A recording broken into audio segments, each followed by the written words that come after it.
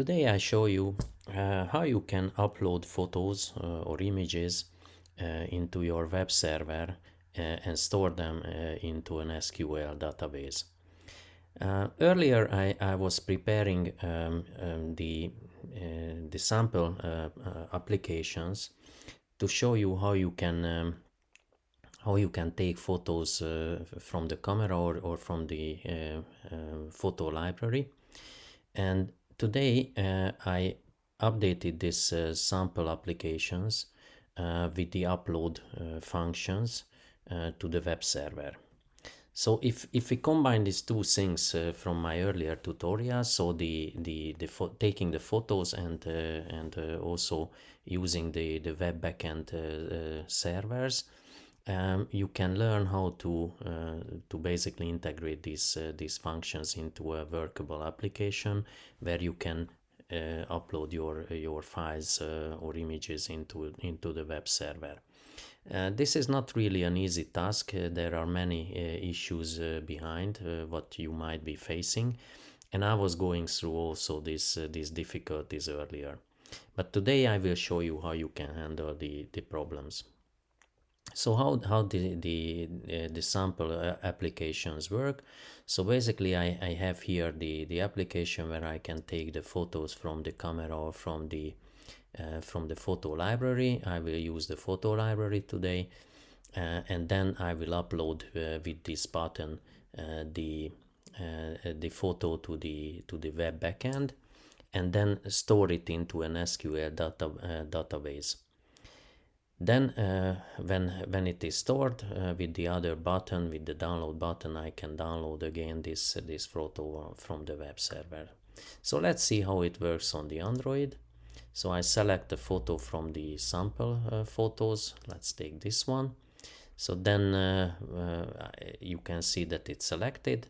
Then I upload this photo into the web server, and then it's done. So you could see the progress also reported by the upload function. And now to see that it's really uploaded and stored it in the web server, I change the photo. Okay, not like this. I didn't want to do this.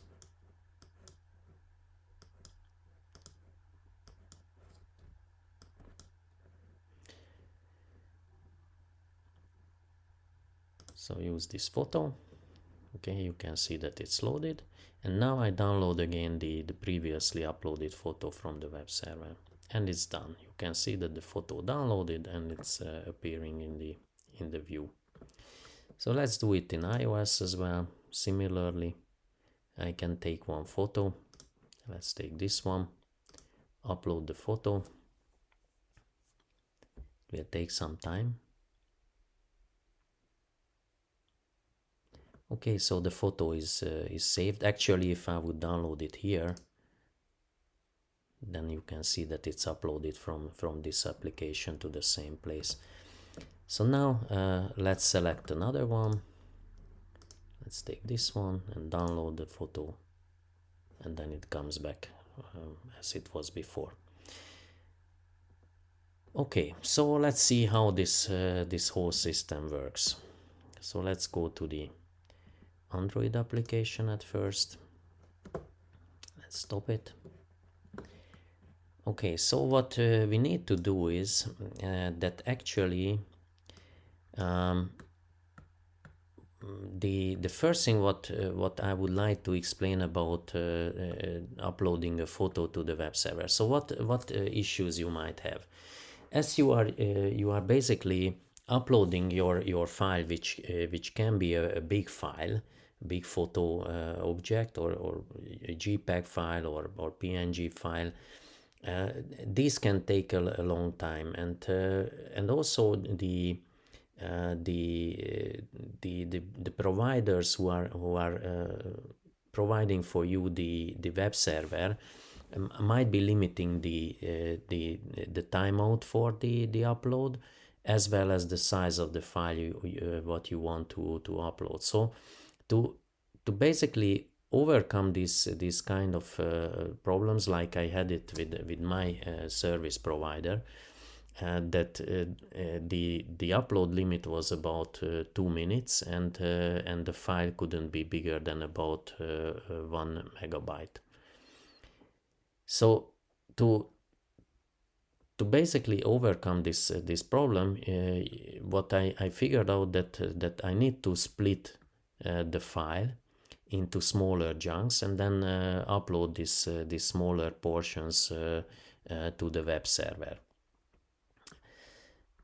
So this, you need to do it in your application, of course, that you split the part of the file into smaller buckets, and then at the server side you need to put together again the file to get what you uploaded.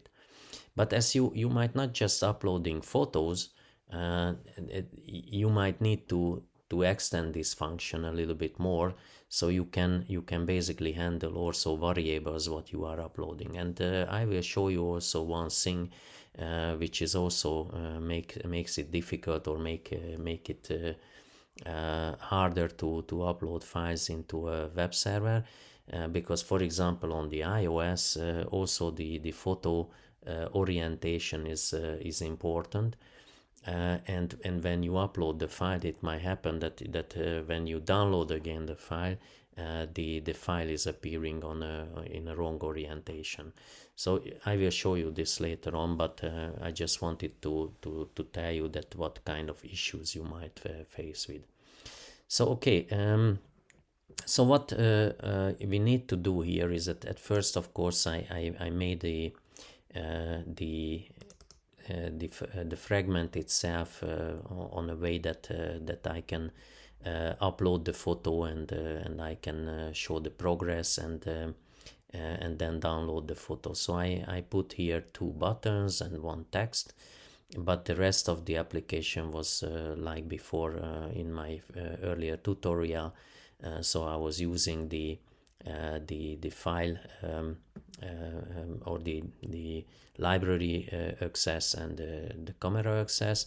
And what you also need to add here is, of course, from my previous tutorial, that how you can reach the internet. So you need to add this permission request or permission manifest state or line. And also you need to have this network security config, which allows the application to communicate with the web server. So once it is done, you can add the buttons into your fragment file. So I'm not talking about the permission request. It was in a previous tutorial. You can find it in the other tutorials, but you can add the upload button. And here you can see that when I click on the upload button, I'm using a split upload function, which will be, or class, not function, sorry, which will be used for the upload. And then I'm checking if the image itself is already loaded into the image view. And if it is loaded into the image view, then I start to work with it. So what I'm doing here is that once I check that the image is loaded into the image view, then I need to get this bitmap into a variable, and then I create a byte array output stream with the value of this photo, and then the upload image will be compressed into this photo object, and then I need to take the byte array from this photo object, and then I need to also base 64 encode the string to be able to save it in a right format. So you will see that when you want to store the picture into an SQL database, you need to make sure that the bytes or the photo itself is converted into a format which can be saved in an SQL database. If you have certain characters in a code, then you will not be able to load it. So you need to make sure that it's converted to the right format. So then I upload basically this photo into the web server, and then the rest will be handled by the web server on the web server side. And when the upload, the splitted upload is finished, then basically the web server needs to go to another location or in another file which will handle basically the upload, and you will see why this is like this. Okay, so let's see how this works on the web server side, because it's hard to understand what I'm really doing here.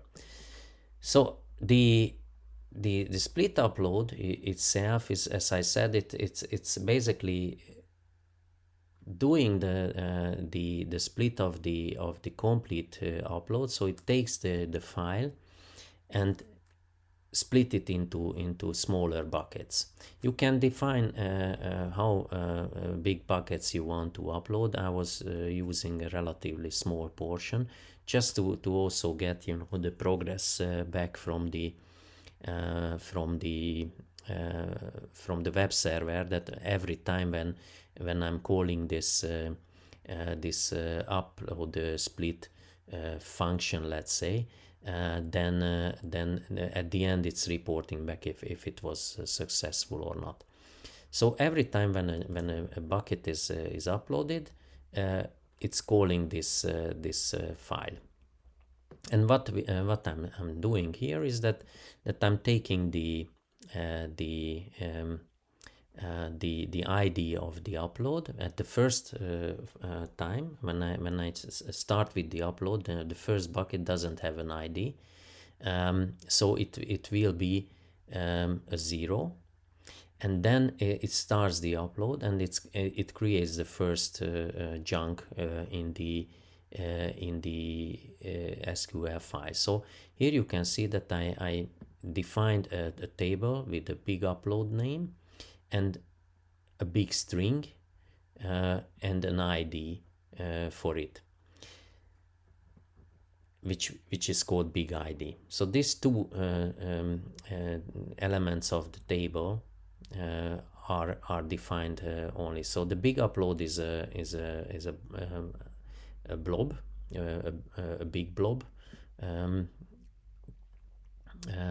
element, and the ID is of course a big int, which is every time if you are using more uploads, then this will be generated for each upload individually, so you can identify to which element you are uploading currently, or which row you are uploading currently. So that the first time the elements are inserted with the first chunk, and then I get back the insert ID to the ID, and I'm reporting it to the application with this ID number. So let's go back to the application. So let's see how the split upload works actually.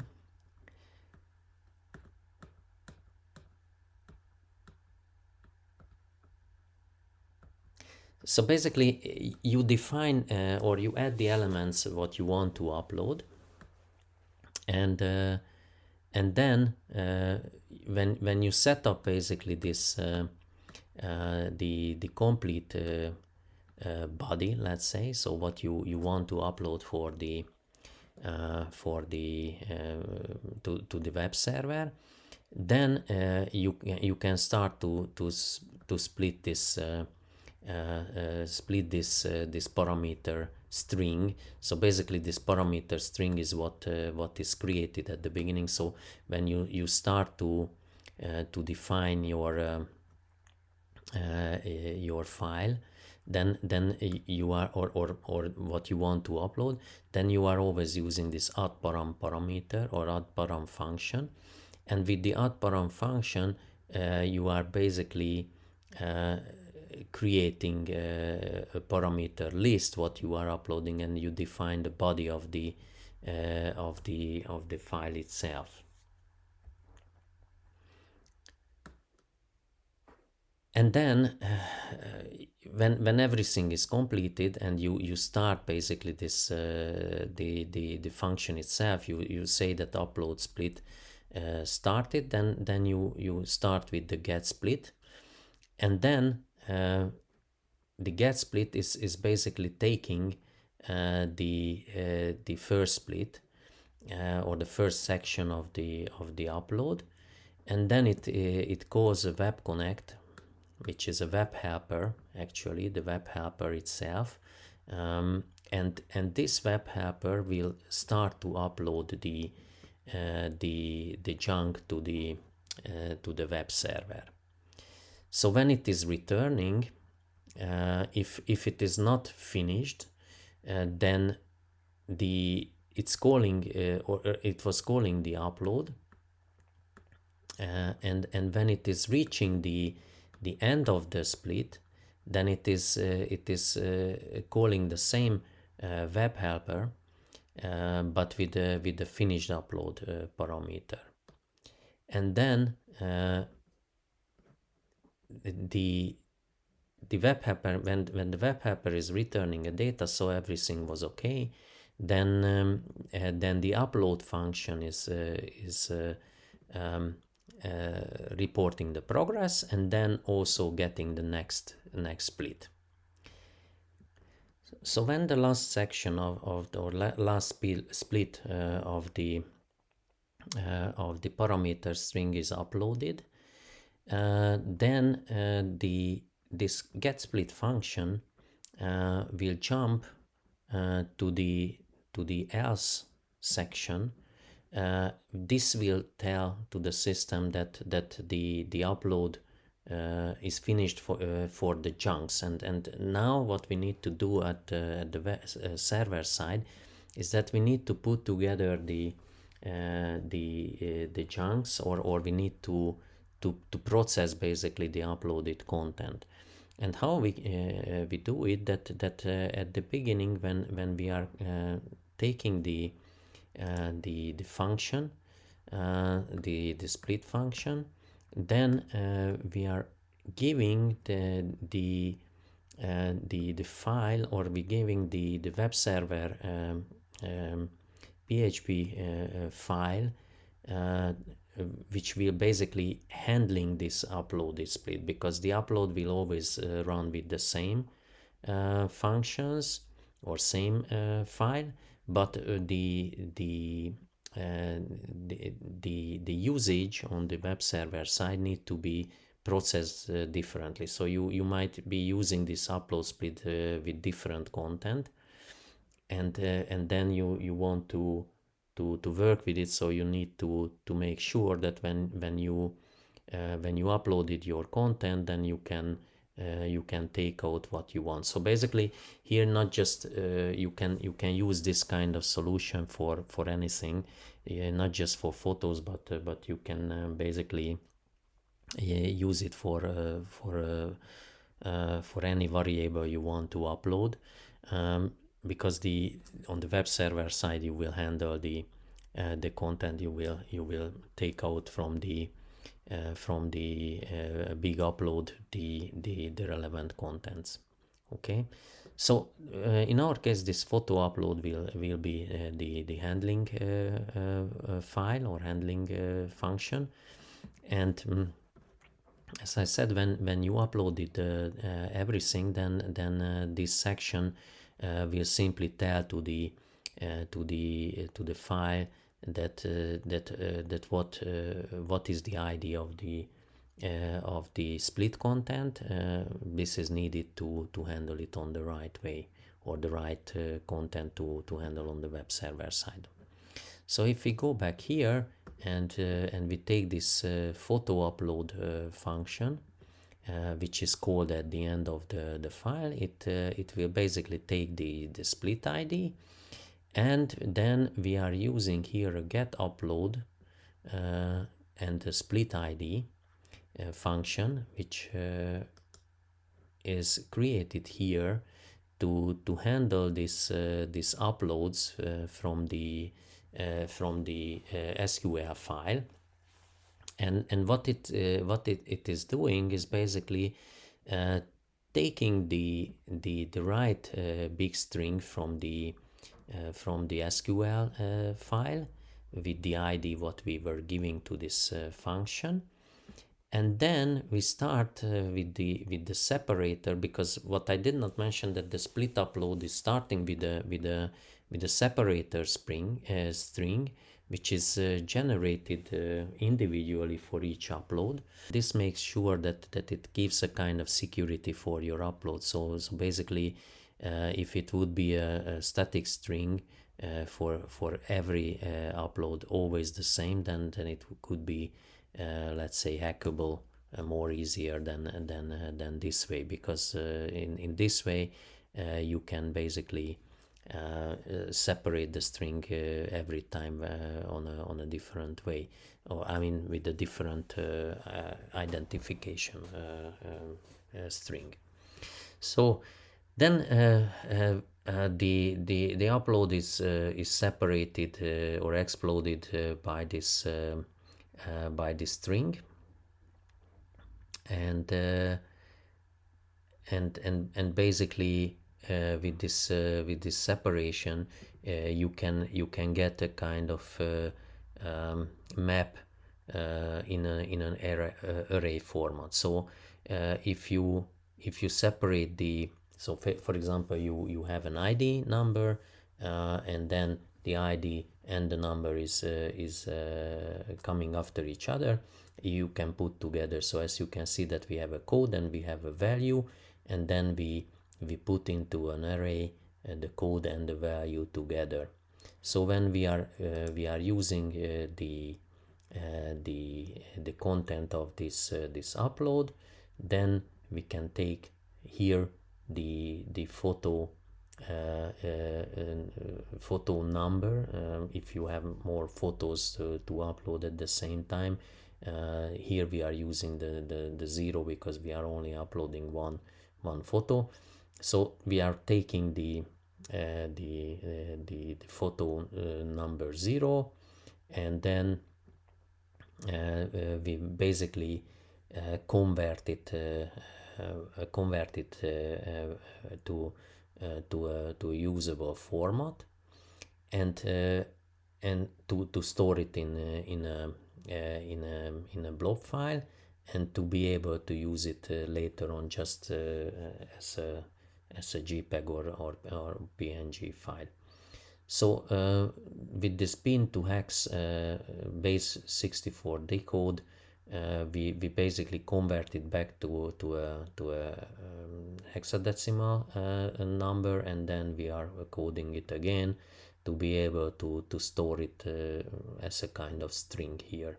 So you can see that when I'm storing the photo with the photo ID and the photo itself, the escape string hex value from this decoding is stored as a photo. So basically, if you would just take this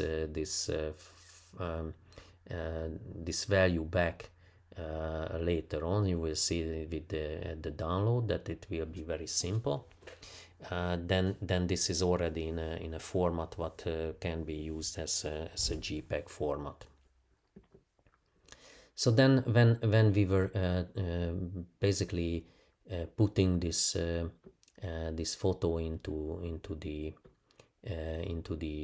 file or into the SQL database, of course, if you have more files or more photos, then of course you need to use an insert, or you need to use an update SQL string. But here I'm just always overwriting the actual photo itself. So I'm always writing a zero value into this file. Okay. So then at the end you need to handle, of course, this upload, that you don't want to store many uploads in the file. So just after you taken out the value, you copied it into the right place, then you can delete the upload itself, and then you are reporting back that everything was okay, and the application can continue. So basically here, when the finished upload is done, then we are reporting it to the system that with the split upload success, it is basically ended the upload. So here we have this request, and also we have here the split upload functions. So here you can see the split upload success, split upload failed, split upload progress.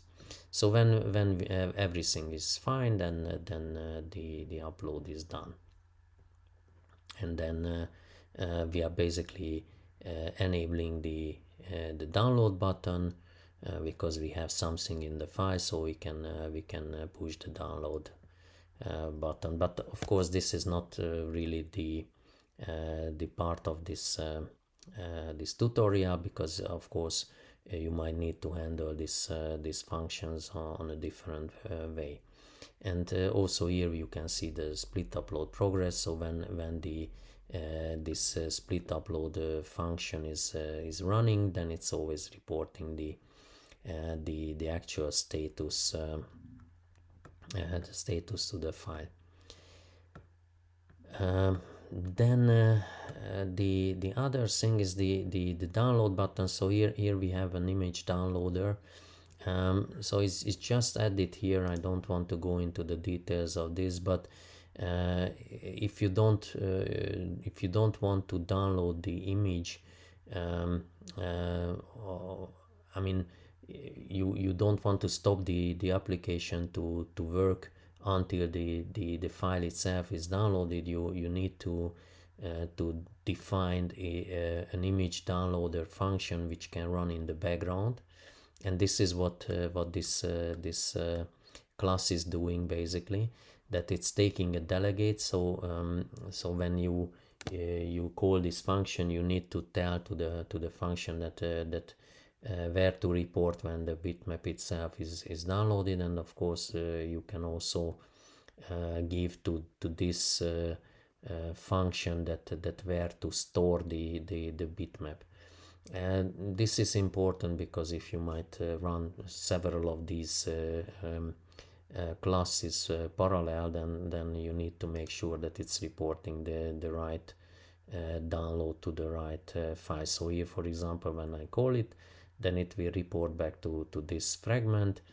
It will call the web server with the get photo parameter. Of course, here if you might have many photos, you can identify the photo with an ID, and then you can download the right photo to the right image, and then the image you also linked here. So this function, the image downloader, will report back to this one. So actually the image view would be this one. Here I'm not using this, so I could be able to add it here. I'm just taking the original binding function and use this one, but basically this do image view could be used here instead of this one, and then it would report to the right place as well.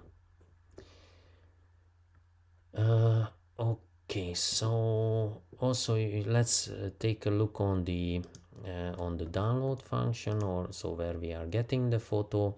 So here we are just because we are not identifying any separate photos currently, we are always using the same one. So we are taking the the simple select function from the photos and limit one, so we are taking only one photo out, and this photo is then going to the result. And as you can see, an image created from string will generate an image, and the image JPEG function will give back the JPEG itself, and will basically show it as a JPEG image. But of course you can do it on a different way, so that you are basically have a freedom here to create your own function. But of course what you would give back to the system is that you need to have a format which can be used by your application, so you don't need to generate the photo here. Okay, so this is basically how the Android application is defined. And yeah, when we are running it, of course you have seen it already, that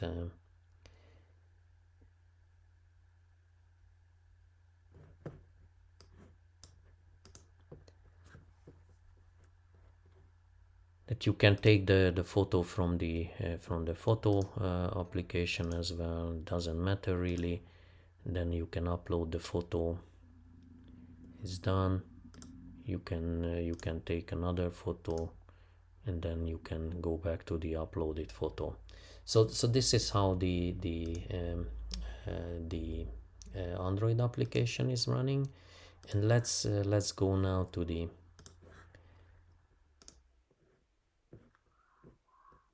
iOS application. So it's pretty much the same. So if we go to the main storyboard,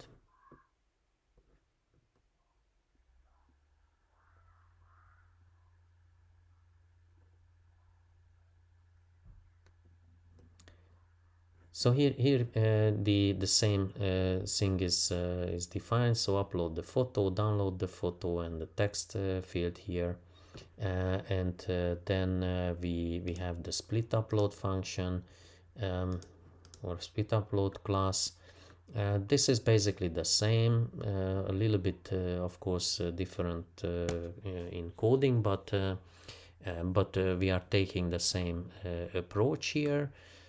So we get the parameter string separated with a separator, then the web page to progress. This is basically the page where we are going after the split upload is finished, and then we start the get split, and we are taking the chunks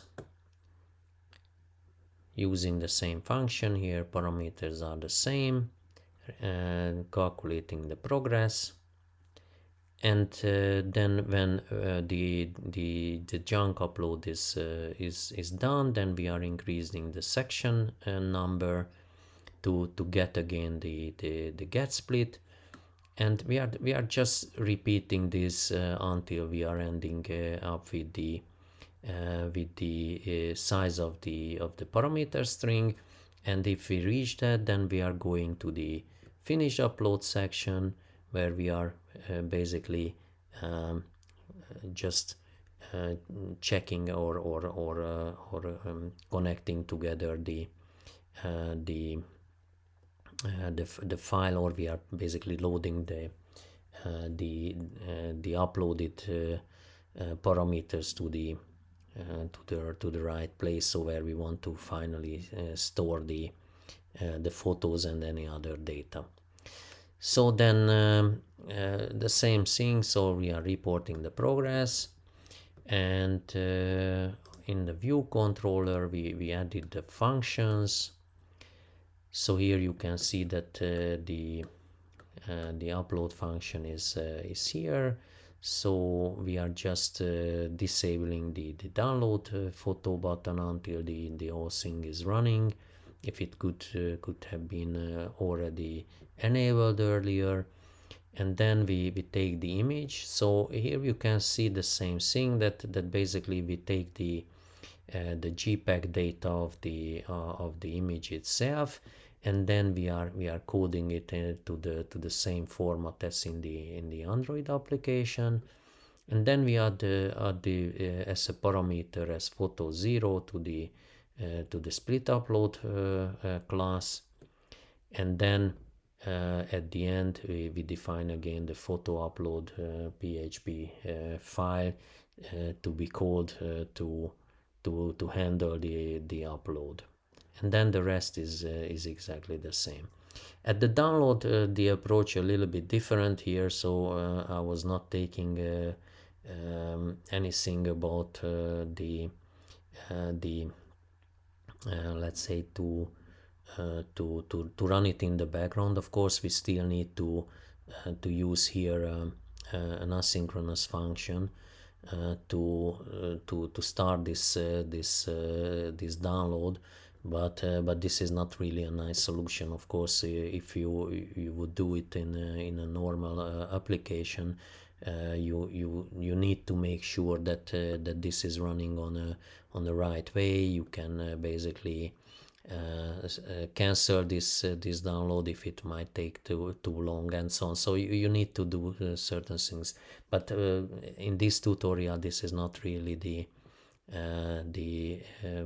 let's say the aim of this tutorial. Here we just focus on the upload function and storing the file, or storing the data or the photo into an SQL database.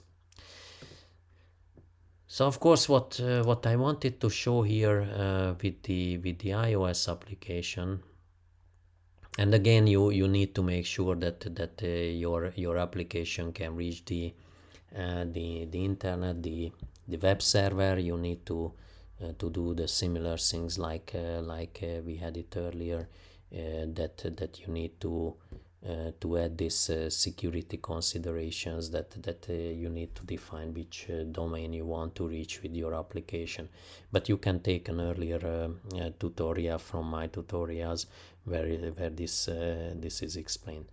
So I just want to show you here that what you might face with. So here I have a photo which seems to be like you know, a normal orientation. But when I upload this photo, and this will take some time,